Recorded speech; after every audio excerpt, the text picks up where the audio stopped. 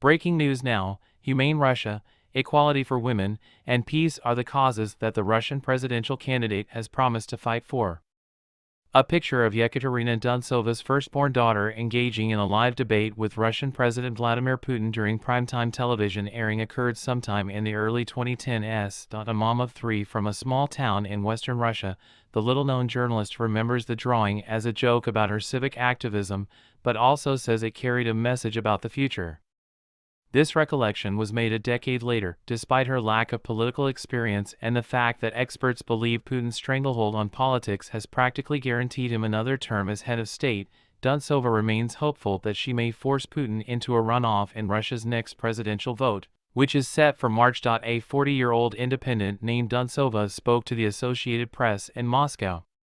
She expressed her hope that the people opposing the Kremlin's military operation in Ukraine, the decades-long centralization of power, and the crackdown on dissent would find hope in her message of peace with Ukraine, freedom for imprisoned critics of the government, and a humane Russia that listens to its citizens' concerns. She expressed her fear by saying, "Of course, I am afraid," referring to the persecution of protesters and activists by the Kremlin. Nonetheless, she adamantly maintained that presenting an alternative to Putin and his policies is imperative. Concerning the forthcoming election and our future, I have spoken with numerous activists and local legislators. Since no one stood out as a clear frontrunner who would advocate for principles that are comparable to ours, she stated, someone had the bright idea that it would be intriguing if a woman ran against Putin. After all, that would be a completely new perspective.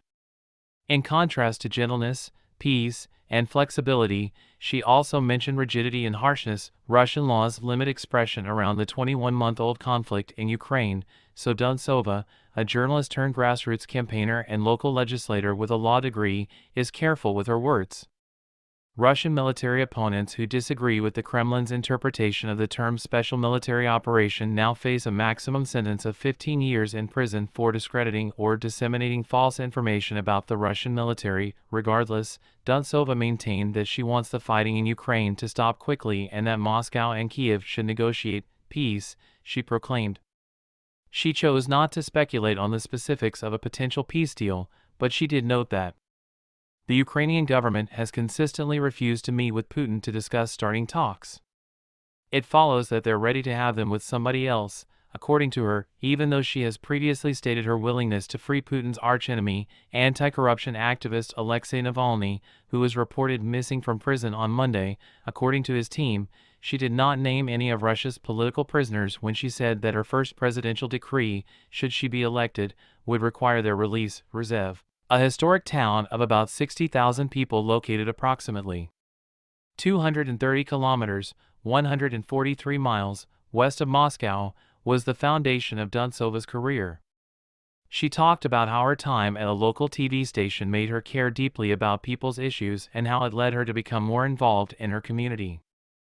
I came to think that I cannot limit myself to just observing what is happening, I need to participate in it myself. According to her, Duntsova collected nearly 4,000 signatures in 2009, a decade before she became a member of the local legislature, in favor of a grassroots movement to bring back Rzhev's direct mayoral elections. The movement had been dissolved earlier that year due to the Kremlin's efforts to consolidate power in Russia. With any luck, her background will help her in her run for president.